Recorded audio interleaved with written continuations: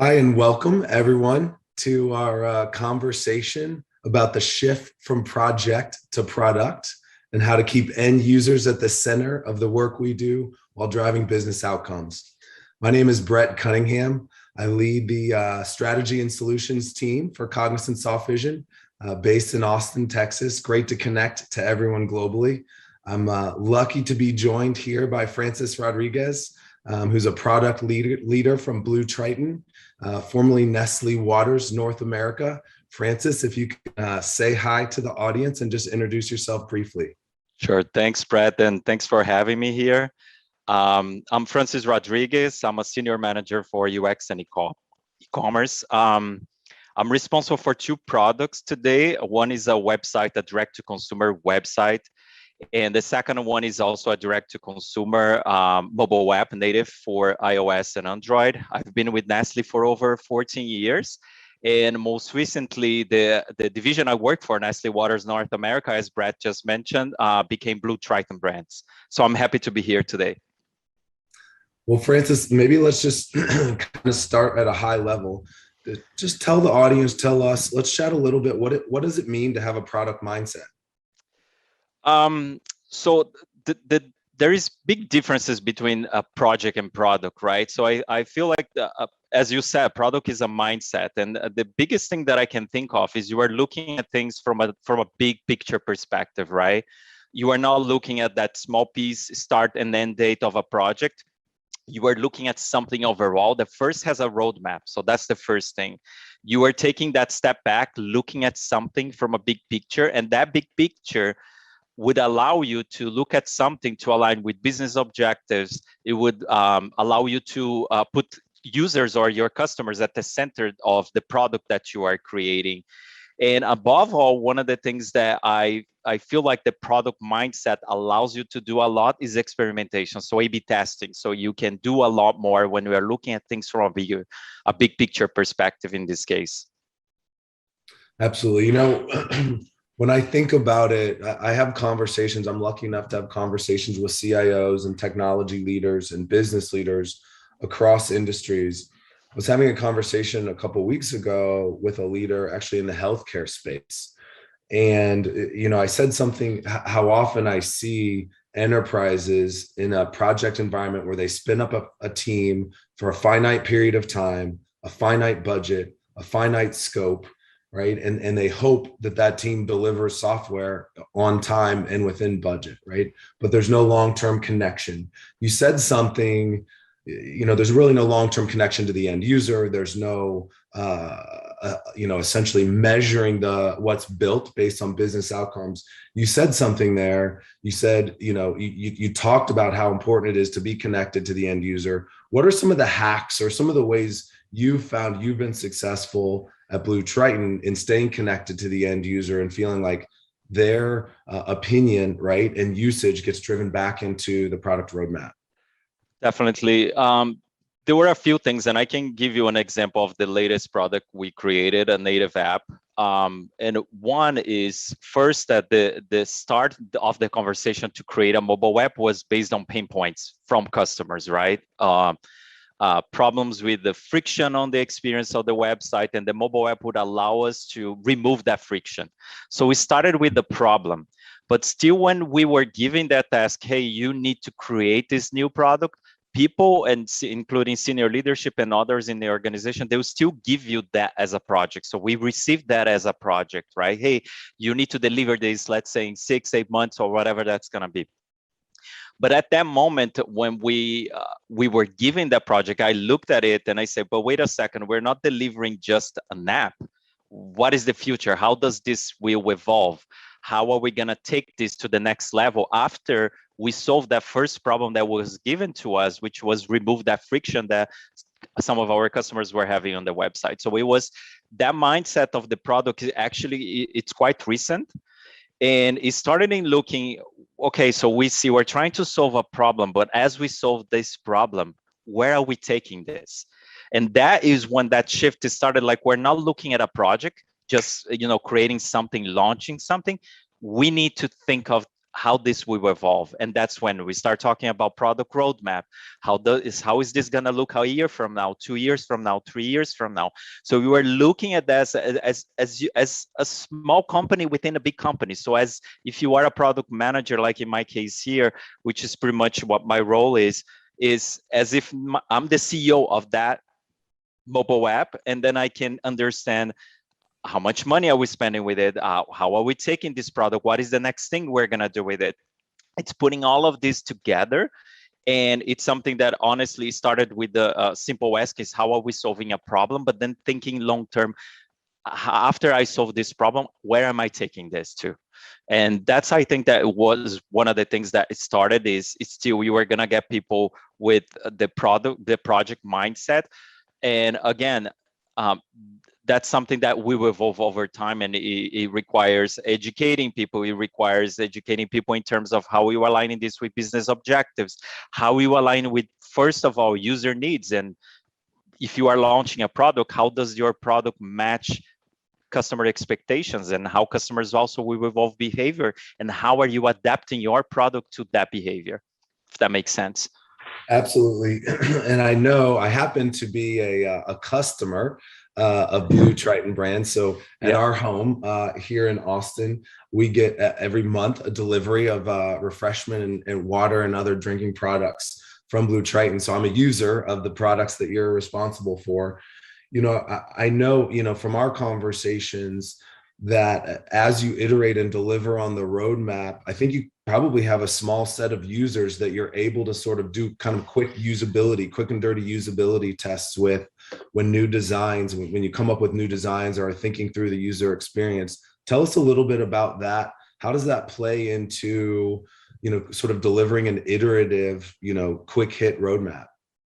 Yeah. And as you said, like there is so many things you can do these days in terms of usability testing. In the past, let's say 10 years ago, when people were talking about UX and really going to the field, which is right, you have to go where users are and research them in their workplace or their environment.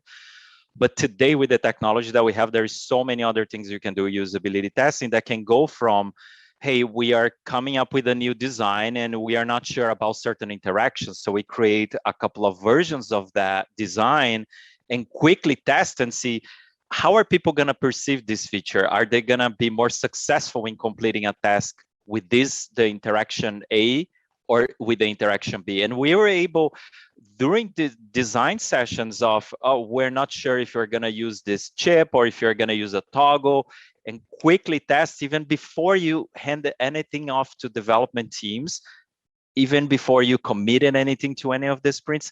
Let's see how customers will react to this first, to make sure we're building something that has a bigger chance of doing that right for that customer.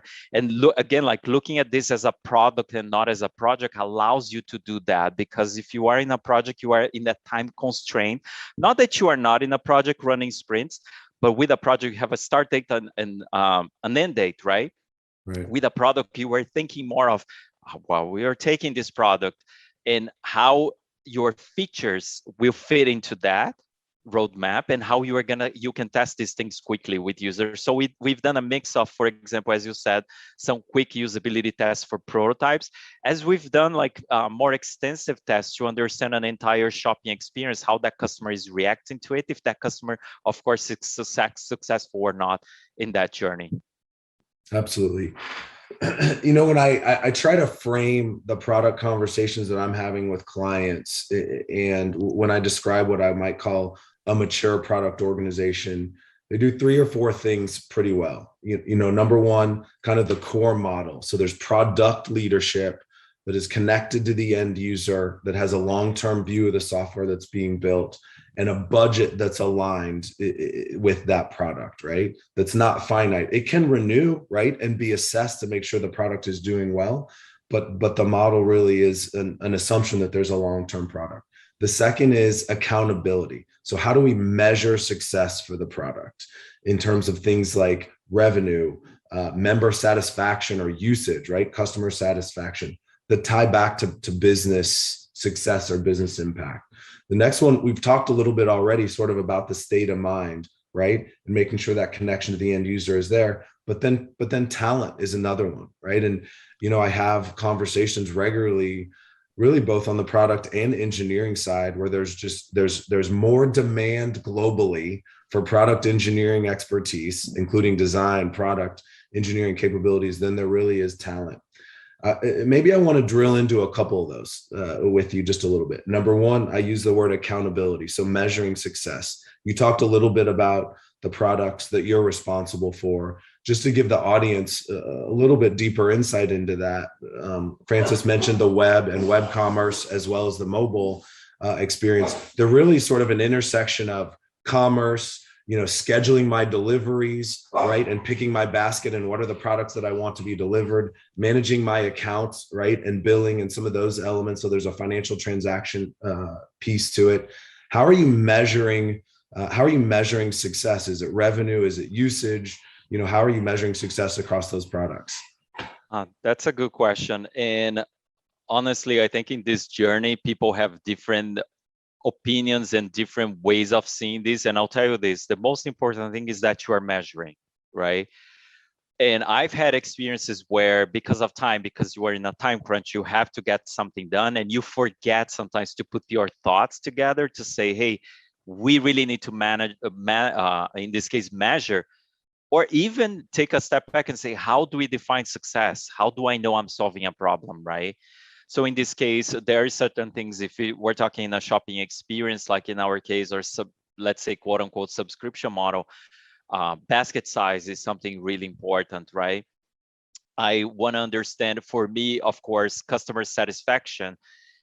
And it's really important. How are we measuring customer satisfaction? So for example, are we measuring if a customer successfully completes a task? For example, if the task is for a customer to reschedule a delivery or to place an order, you need to measure if the customer is successful in that.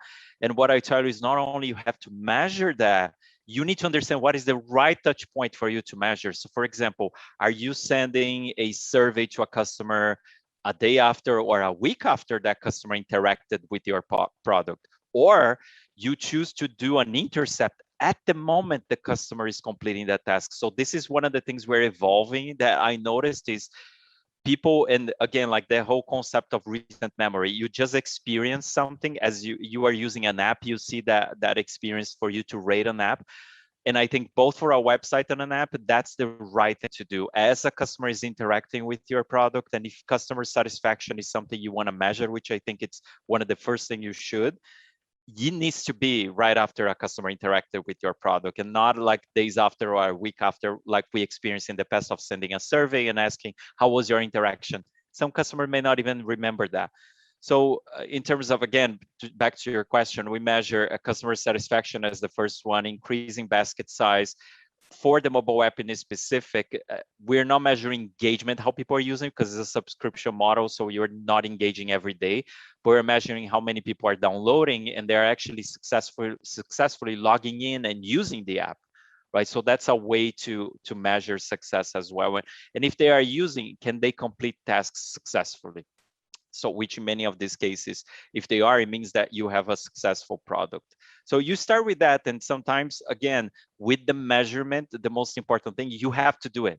You need to, because that's what's going to show you if you did something right or wrong, and you need to iterate again. But above all, don't overthink it, because measurement, sometimes it could be like a simple thing, as an example that I said about the mobile app is maybe it's download and maybe it's the order value, and maybe if it's a customer is successful or not in placing an order. But don't overthink it too much in trying to come up with different measures, because sometimes it may be the simplest thing. It will give you an indication if your product is successful or not. Great. Absolutely. Yeah. I mean, that's something I really highlight with clients is right from the beginning is how do we define success together, right? Of course, we want to track things like velocity and quality, but we want to impact your business, right, in a positive way, however that the right measure is revenue, yep, customer satisfaction, et cetera. Let's maybe I want to shift the conversation to sort of the talent a little bit. And so as you know a bit, we organize our teams at Cognizant Softvision into communities of talent. When I describe what a community is, the way I describe it is kind of a shift from an HR perspective, rather than sort of true traditional HR driven talent management, it is community driven. So in every location where we have critical mass of a community or an area of expertise, there's a community manager.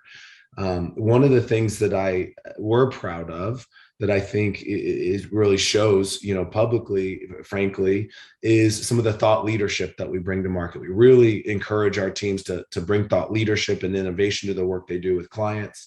We try to put that on stage on our social and other public facing sites to really sell. It's really a celebration of our culture. And I think it helps show the market what it's like to be here, right? And to do product engineering work that impacts clients. And so it's a great example, and it's almost like talent marketing, frankly. So it's something that a lot of our clients struggle with. And they come asking, how do I help sort of modernize my workforce and build sort of a digital native culture?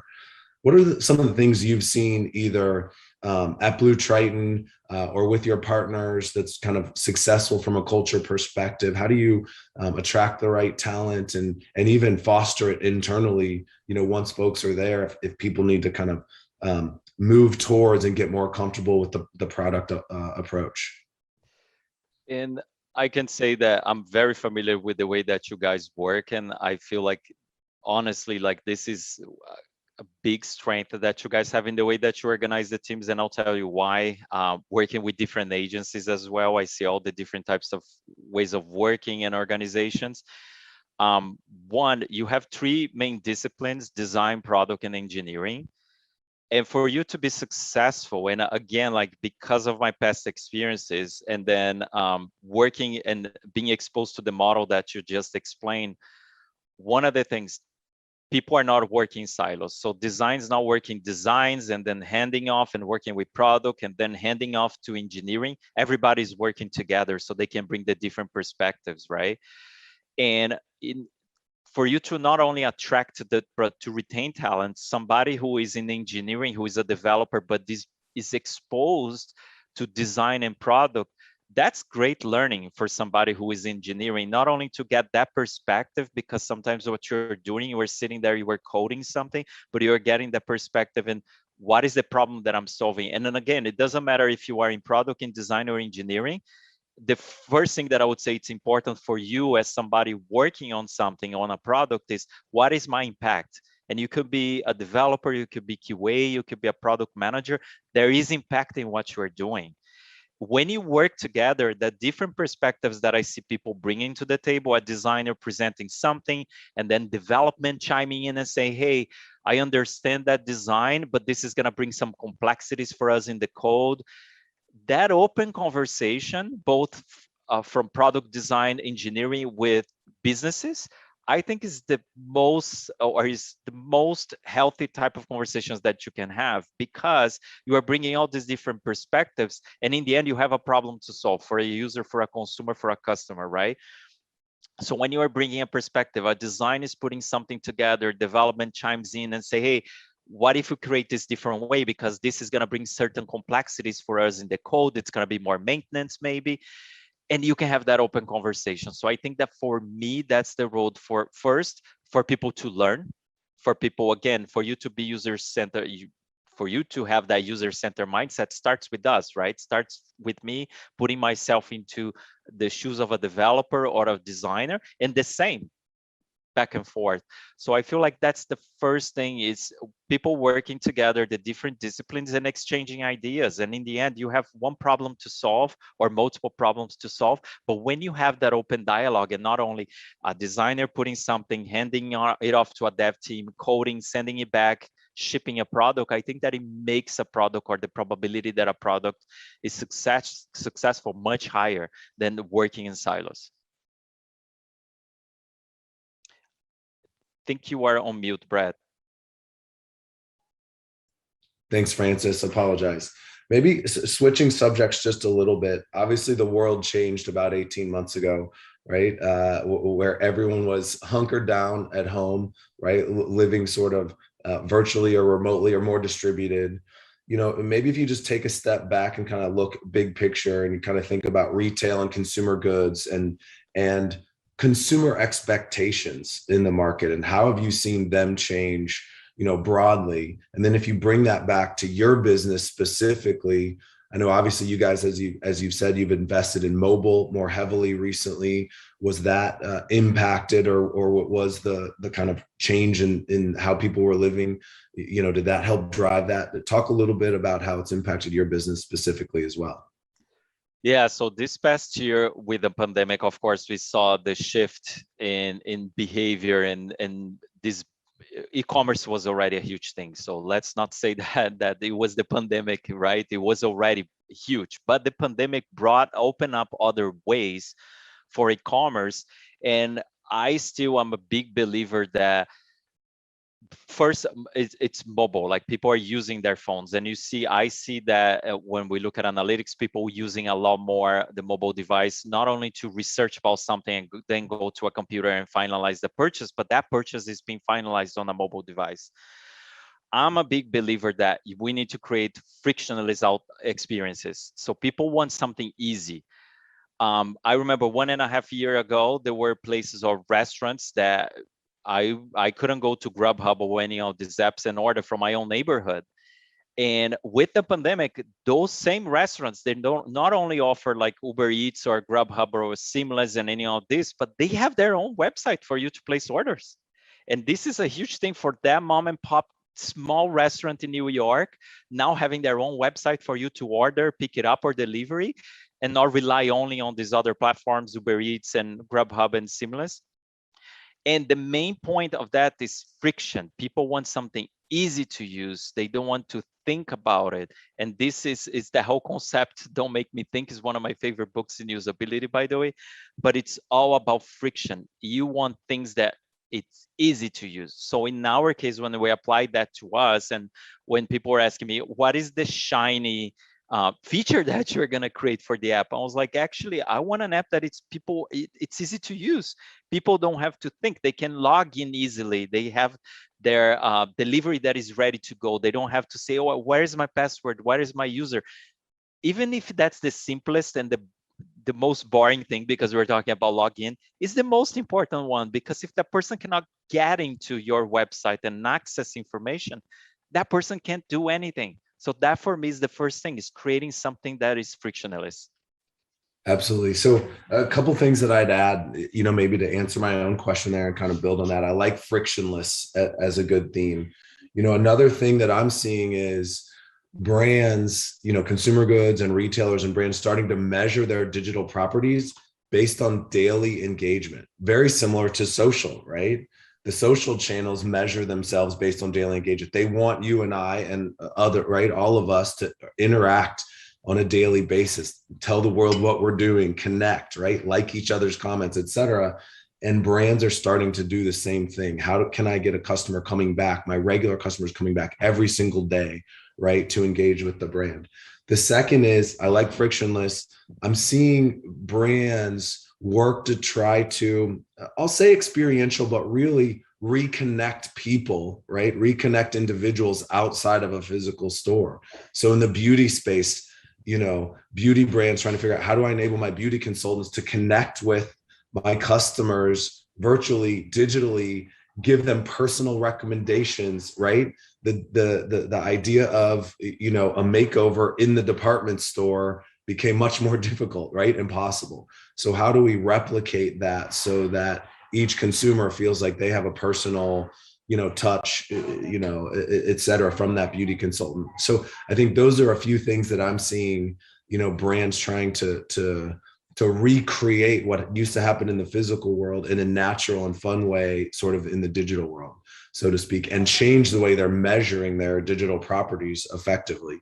Of course, revenue, but also everyday engagement. Definitely.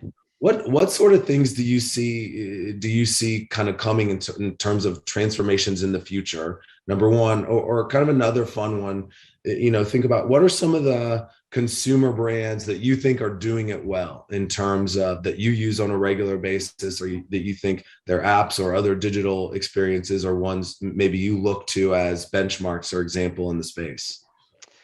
There are a few things that I can think of, and it goes from I feel like one of the things that it's going to be more and more on people's minds, and a lot of investment, is automation. So it goes from home automation. I think that is a huge thing. And it's not only, there's a lot of products. I use some of these products already, but I feel like because there is so much out there, I feel like the next generation is integration. So it's still not seamless. All of the different platforms that we have, they work in a certain way. So if you are in a system that it's on Google or it's on Alexa, sometimes it works for one, it doesn't work for the other one. So there is still a space of integration to make these products, different products, work more seamlessly, right? The second one, again, like I'm a big believer of everyday things. So for example, and I'm a big fan of Don Norman's book, The Design of Everyday Things. And I think that that's the thing you don't think about until you have to think about, right? So it goes, I feel like Apple does an amazing job with that, because for example, the everyday things I talk about is, for example, somebody comes to your place and then they ask, oh, what's your Wi-Fi password? Those types of simple interactions that or experiences that Apple does, that if the person has an iPhone and you have an iPhone and that person tries to connect to your Wi-Fi, you get that experience on your phone asking, do you want to share the password? That's the everyday thing. That's like the simplest thing ever. But how many times in the past you were like, what is the password of my Wi-Fi again? And you were thinking of that and you were spending like 5, 10, 15 minutes trying to find what is your Wi-Fi password so you can share with somebody. So I'm a big believer of the everyday things and automation and making sure that is, again, no friction, that it's easy. It makes a huge difference. I feel like Apple does an amazing job. That experience of the Wi-Fi that I just gave you is something that you don't think about until that happens to you and you're like, this was so easy, it's amazing. Sure. So those are the things that I particularly give a lot of value, because it's the everyday is, again, is when you don't want to think about things, and when you have interactions or experiences that helps you with that, with what the examples I give with the voice automation as well, or voice search, or all of those different devices that you can have at home. I think it makes a huge difference. And I think that that's the future. And I see a lot, like I know that Amazon does that already with Alexa in terms of shopping experiences already with Alexa, but I see more and more of that, of you interacting with devices for shopping experiences as well. So again, I think that there is still some opportunities in terms of integration amongst the different products to make the lives of users easier if they have different products, if you don't have only one platform. But I feel like that's coming. That's coming no matter what. Absolutely.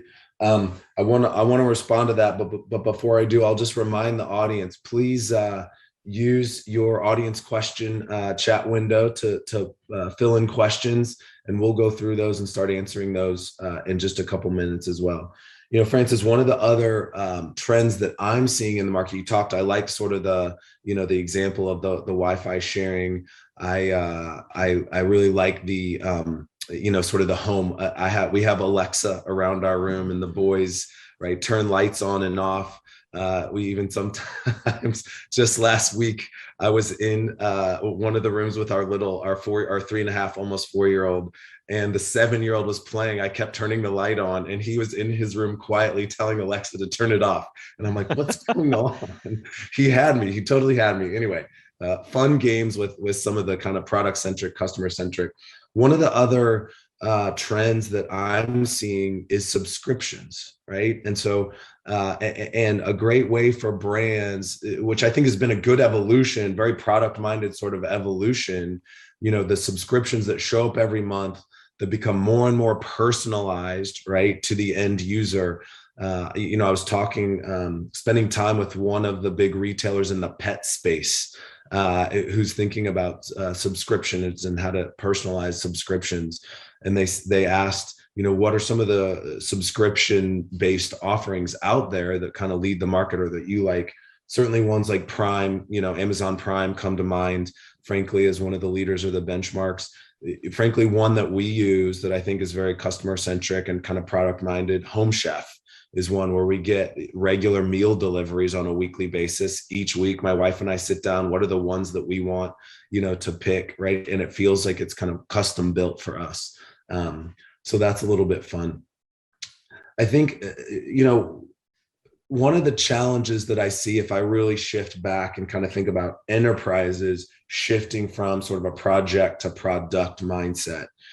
And frankly, it starts with leadership. And I often see, frankly, teams on the ground trying to set up sort of a product in the prototypical kind of way to structure it, right? With a product, with a roadmap, with a team that's dedicated, with a budget that's dedicated, a long-term view and connection to the end user.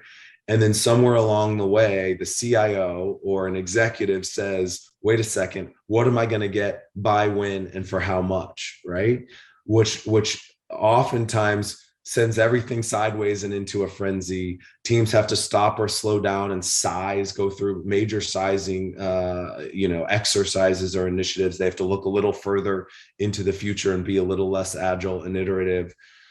Is that something you've experienced, or how do you try to handle that? And what have you guys done at BlueTriton to sort of get everyone on board to avoid that kind of disruption? That's a very good question. We went through exactly what you just explained. And the approach that we took was, first, that people were still seeing, for example, in this native mobile app that we created, they started as a project because there was no product yet. So that was a good example of really shifting that mindset from project to product, right? You're creating a new product, but people are still seeing that as a project. For us to first define what we're trying to deliver at first, and again, this is what we did, and that's what I also recommend to everybody, is defining what is your minimum viable product. What is the thing that you are delivering first, that everybody's aligned? So that's what we did. People are gonna come to you with the big scope, but out of that scope first, as you said, you have budget, you have resources, you have time, and it's a product, right? So first of all, how is this gonna evolve, right? Second, what are you gonna deliver at first, so you can show the results of what the expectations of leadership is. So my recommendation is, that's actually what we did, is what is the minimum viable product? What is the product we're gonna launch that it's gonna first solve the main pain points that we're trying to accomplish with this product? Second, what kind of results align with business objectives with the minimum viable product we're gonna also achieve or help achieve? So this was one of the things that we did to mitigate that, understand that people want everything in that big scope, and we have all these different constraints. So the definition of a minimum viable product, and of course getting alignment with senior leadership, it's really important for the success of the project, and the product in this case as well. Yep, great, good. I think frankly, I agree. Part of what we try to do to help combat that situation, right, where the executives kind of throw things sideways with questions like that, is, let's find a small place to get started. Let's really well define the pilot, of what this needs to look like from a product and structure and measurement, all the elements we've talked about. And then let's get the executives to buy in, to allow it to happen, and to see it deliver and give it a chance, right? I mean, that's one of the kind of best ways to start. Right. From your one of the questions I got, from the audience, we have a few questions from the audience I see coming in. What are some of the resources for teams to take on this kind of mindset? Is there anything that you use? You've mentioned a couple books, maybe list those off specifically for the audience that you like, or is there any other resources or tools that you use that have kind of helped, in your world, tie to that real roadmap, focus on the long-term view of the product, or things that you'd call out that are helpful? Yeah, there again, I remember like 20 years ago, remember when we needed resources for anything, you had to buy a book and read that book, and there was not many resources like we have today. You can Google something and there's like plenty of resources out there. There's a few websites that I use specifically for UX, very good articles in terms of how you become more user-centered, or how you create a user-centric organization, which can start really small. The books that I mentioned to you, I find like one of them is, it's just an eye opener. And that for me, when I started when I was exposed to UX years ago, it was the book that for me was a game changer, is Don't Make Me Think. That book, if you look for that, and if you are a developer, if you are a product manager, designers are normally exposed to that book really early in their careers. But if you haven't seen it, Don't Make Me Think, it's an amazing book. And it tells you about, there is a lot of psychology, but there is a lot about when people are looking at something that you create and they have to think a lot, and when people are looking at something and they just know what to do. So I feel like is one of the books, is one of my favorites, and it was a game changer. The Design of Everyday Things by Don Norman is another one. Again, what the examples that I was giving of things of the day-to-day that we don't think about, that makes a difference. That book talks about that. And there is another one for people who like processes a lot, because if you come from a project mindset, you like processes. And again, one thing I want to say also, Bret, is even if you are changing your organization from project to product, you still have projects. You still need the discipline of project management, communications, resource management, time, schedule, budget. You still need all of those, but you are going to have several projects within one product. That's the difference. There is one that is designing for the digital age. And I can give you the details if you guys want to share later. But that book, it's very process oriented for the folks like me who came from a project management type of background, engineering. And I'm very process oriented. That helped a lot because it tells you a step by step. Hey, this is how you collect information from your customer. This is how you put your project plans together with all these design components. And I feel like that was a huge help for me in navigating and kind of change my mindset throughout these years as well. Absolutely.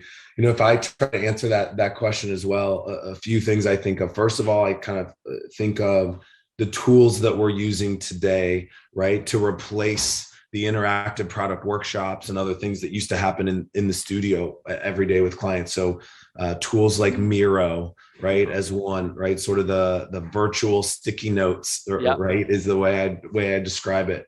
That's one example. Another one for me that I still refer back to, I don't have it on my shelf here. I think it's downstairs. I think it's called 101 design and, essentially product and design workshop exercises. And so oftentimes when we're sitting down with clients, even going through that, it's like, how do we get sort of the creative juices flowing? How do we want to start things off and start to define the product and really given what we're defining? So just tools like that help you drive conversation and put the end user at the center as you start to define the product. Another question we got, I'll take one or two more questions from the audience. This one may show some of our where we reside in the markets that we have expertise in, but I'll ask it anyway. Someone says, are these trends international? They mention, I hear a lot of what you're talking about, and I see it in the North American and European market. What about other global markets like Latin America, Asia, maybe specifically big markets like China and India? Any thoughts or reaction to that? I know, as part of Nestle, obviously you're part of a very global brand. Anything you'd add from some of those markets specifically, or how you try to think globally for global products? Yeah, I'm not familiar with all of the markets mentioned in the question, but I can speak about one of them in a specific. And what I see is certain products and the maturity of these products, they are in different levels in the different markets. So for example, if we're talking about Alexa or Amazon's Alexa or Amazon Dot here in the USA, and you compare to Latin America, for example, these products are there, but not at the same maturity that they are here in the US. And that's for different reasons. But I see certain trends that are here in the US, in Europe, also in the same, in some of the countries like China and India, but in different levels, right? They are maybe not in the same maturity, but they are present in different levels compared to the United States. And also because some of these countries, they will have different needs as well. The way that the consumer behavior may be different as well, depending on what people are interested in. the behavior is different, and then certain products need to adapt to that behavior. And that's why having a user-centered mindset for your product is so important, because if you are creating a product here in the US, you researched about users here in the US, behavior, you define personas, you identify problems, you are solving that in the US. In certain cases, you are able to replicate that to the other markets, but you still need the whole thing about user-centered design. You need to research your users. So if we're talking about China or India, for example, you need to research those users. And if you identify that the same problems are there, the problems you solved here in the USA, great, but you may find other problems to solve that. Right. So it's not a recipe that you create something here. And in some of these cases, sometimes, again, I'm a big proponent of something that can be scalable, but sometimes you still need that additional research to make sure that you are gonna deploy or you are gonna launch or ship a product that will solve the problems of that specific market as well. That's exactly right. I mean, I think that's where I was going to go. Some of the examples that we mentioned, some of the trends, things like subscription and some of the home automation and others, are a function of where you and I happen to reside. But I think a few things. Number one, making sure when you're building a global product that you have representation and expertise, product leadership in that market that understands the end user for each market. Number two, and this is really a function of thinking about the software architecture and the way you build it, and from an engineering perspective, is enabling customization, right, for each market, so that the product leadership in that market can drive some level of customization that delivers to the expectations of the market, but that there's a core foundation of the software that can be used globally, right? So that you're being efficient and effective. So those are some of the rules of thumb that I would mention, right? And maybe the other one is that next time we'll pick folks from around the globe to be part of our conversation to weigh in on some of the consumer trends. So we've just got a couple minutes here left, Francis. Maybe think about what would your parting thoughts be, right? So if we think about our audience, folks, product leaders, designers, engineers sitting in an enterprise environment, oftentimes they're trying to kind of get their organization to shift towards products. How do you tell them to get started, or what are your sort of parting thoughts, right, of a few key things to keep in mind as they're going about their everyday, responsibilities of delivering, a product, to an end user successfully and effectively in a way that aligns with user outcomes, but also affects business outcomes? So I would say, Brad, one of the things, and I'll tell you from my personal experience years ago, when I was first exposed to UX, user-centered design, I had no idea what that was. This was almost 10 years ago. I launched a product that wasn't so successful. We did everything we do for a project. We collect requirements, you validate everything, time, schedule, budget of the project. And at that time, I was a project manager. We launched the product, and it wasn't so successful. It was for a call center at the time, and the objectives of that is to reduce the average handle time, create something that is user-friendly for that agent speaking with the customer on the phone. And we noticed that the time went up. They weren't so successful. Another objective we had at the time was to reduce training. So they had to hire people for the high season of the summer for, at the time, the Nestle Waters. And it was taking more time to train them as opposed to last time. So I was like, what went wrong? And that when I was first exposed to user-centered design. So the first thing that I did is, one, I needed to run something small. So what I tell people all the time, how can I do that? My organization has changed so much in the past few years in terms of user-centered design or product mindset. But one of the things is sometimes you have to start small. And that was a chance for me to do something small. At that time, I wasn't familiar with UX, so design thinking and ideal was the thing that was popping up all the time when I was searching about that. We ran user research with those users. We iterated that same product we launched with but with a user-centered mindset in researching, observing, and tailoring that experience. We launched, and it was a huge success at the time. The average handle time went all the way down. Training that used to take 3 weeks went down to like 2 days. You could hire somebody after 2 days, have that person interacting with the system. And that was just by doing user research. And what I did with that was, one, it was very small. Second, we measured the before and we measured the after. So was before doing this, and this is the after. In presenting that to senior leadership, you could show, hey, by doing this, yes, we spend time going to users, researching. It takes time, it takes preparation, but look at the results that we got after. And that for me was the starting point.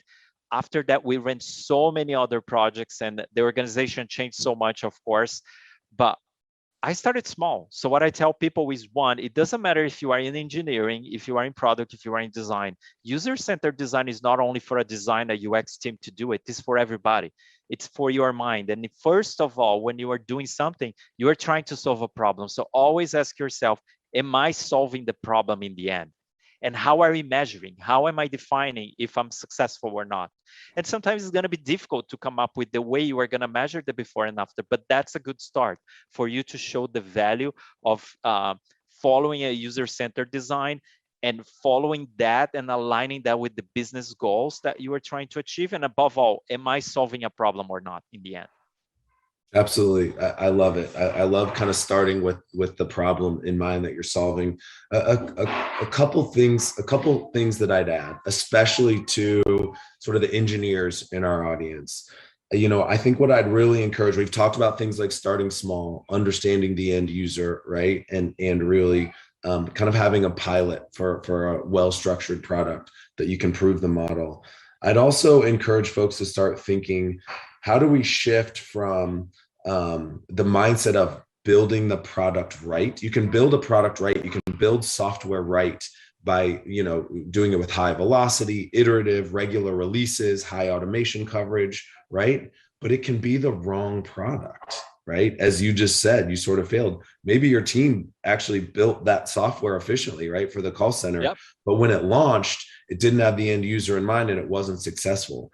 So I'd really encourage the audience to think about, how do we, yes, build the product right, but how do we make sure the entire team is focused on building the right product, right? And that means one that end users use, that delivers to the goals, that drives revenue, satisfaction, usage, whatever the right metric is. And I think if you're doing that, if you're focused, if the whole team is focused on building the right product, then it'll drive towards success. Definitely. Well, listen, this has been a fun conversation, our fireside chat, Francis. I really appreciate you joining us. Appreciate the audience for joining us. We are the beginning of a full slate of Product Day for Programmers Week. So I encourage folks to join and continue to enjoy those conversations and have an outstanding day. Thanks so much, Francis. Thanks for having me. Thanks, have a everyone. great day. Bye. You too.